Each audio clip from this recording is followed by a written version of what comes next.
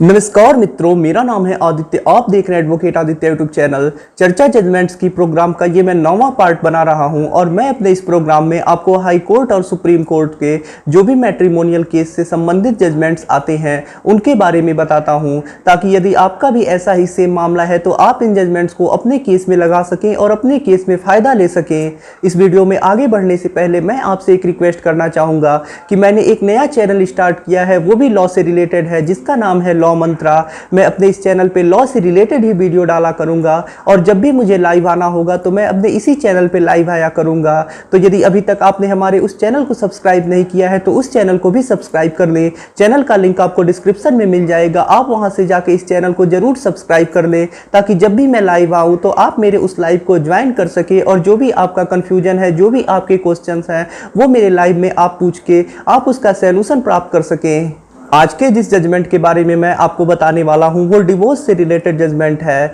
जो Punjab and Haryana high court के द्वारा दिया गया है। ये जजमेंट पूनम बनाम रमेश कुमार के केस में दिया गया था और इस केस में कुछ ऐसा मामला है कि जो पति होता है वो डिवोर्स के लिए एप्लीकेशन लगाता है क्रूएल्टी और एडल्ट्री के बेस पे, और उसमें पत्नी हिंदू मैरिज एक्ट के सेक्शन 24 का एप्लीकेशन देती है। उसके बाद पत्नी के हिंदू मैरिज एक्ट के सेक्शन 24 के एप्लीकेशन को कोर्ट खारिज कर देता है और पति को डिवोर्स की डिक्री दे देता है। उसके बाद जो पत्नी होती है वो हाई कोर्ट में अपील करती है और उसके बाद जो हाई कोर्ट होता है वो भी पत्नी के अपील को खारिज कर देता है और जो पति के पास डिवोर्स की डिक्री होती है वो बरकरार रहती है, यानी पति को डिवोर्स मिल गया होता है। अब आप ऐसा सोच रहे होंगे कि मैं आपको ऐसा क्यों बता रहा हूं, जब पति को डिवोर्स की डिक्री मिल गई तो इसमें कौन सी बड़ी बात है, इसमें क्या नया चीज है। तो देखिए, इस जजमेंट के जरिए मैं आपको एक बहुत अच्छी चीज बताने वाला हूं जो बहुत ही ज्यादा इंपॉर्टेंट है। आप ऐसा सोचते हैं कि आप पत्नी के एडल्ट्री को कैसे सिद्ध करें, मैं वही चीज आपको इस जजमेंट के जरिए बताना चाहता हूं कि ये जो हस्बैंड है वो पत्नी के एडल्ट्री को कैसे सिद्ध करता है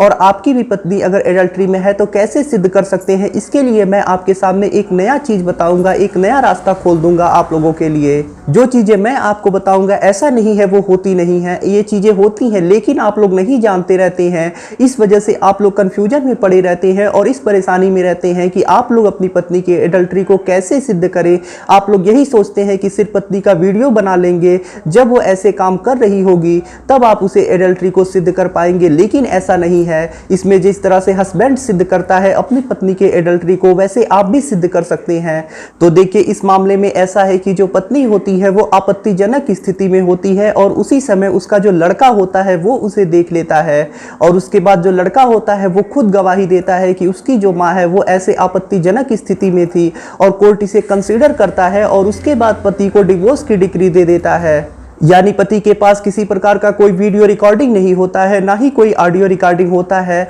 सिर्फ जो लड़का होता है उसके कह देने से, उसकी प्रत्यक्षदर्शी होने की वजह से, उसके द्वारा उसकी मां को आपत्तिजनक स्थिति में देख लेने की वजह से और कोर्ट में गवाही देने की वजह से कोर्ट इस चीज को मानता है और इसके आधार पर पति को डिवोर्स की डिक्री दे देता है। पत्नी अपील हाई कोर्ट तक करती है, लेकिन हाई कोर्ट भी इस चीज को मानता है और इसी के आधार पर पति को डिवोर्स की डिक्री देता है और पत्नी के अपील को खारिज करता है। तो देखिए, जो प्रत्यक्षदर्शी होता है, यानी यदि कोई घटना घट रही होती है और कोई व्यक्ति उस घटना को देख लेता है और उसकी गवाही कोर्ट में आके देखता है, तो सबसे बड़ा एविडेंस यही माना जाता है, यानी एक प्रत्यक्षदर्शी की गवाही सबसे बड़ा एविडेंस माना जाता है। तो यदि आपकी भी पत्नी एडल्ट्री में है और कोई भी व्यक्ति, ऐसा नहीं है कि आपका लड़का, आपका माता पिता, आपका कोई दोस्त या फिर कोई भी व्यक्ति उसे ऐसे आपत्तिजनक स्थिति में देख लेता है और ऐसे में वो कोर्ट में गवाही देने को तैयार हो जाता है और कोर्ट में गवाही देता है और उसकी बातों से, आपके सबूतों से, उसकी गवाही से ये चीज़ सिद्ध हो जाती है कि आपकी पत्नी जो है वो एडल्ट्री में है,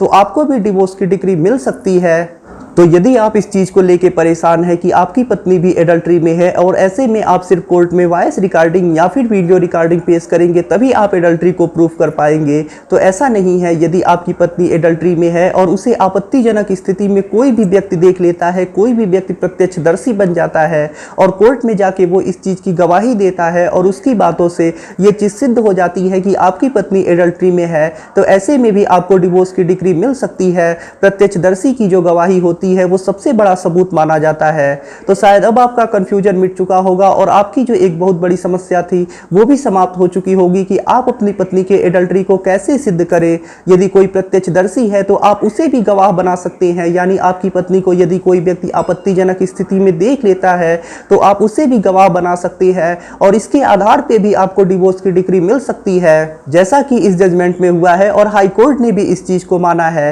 इस जजमेंट का लिंक आपको डिस्क्रिप्शन में मिल जाएगा, आप वहां से जाके इस जजमेंट को देख सकते हैं और साथ ही साथ डाउनलोड भी कर सकते हैं। शायद ये मेरा वीडियो आपके लिए काफी ज्यादा मददगार होगा और आपका एक बहुत बड़ी समस्या का हल मिल गया होगा।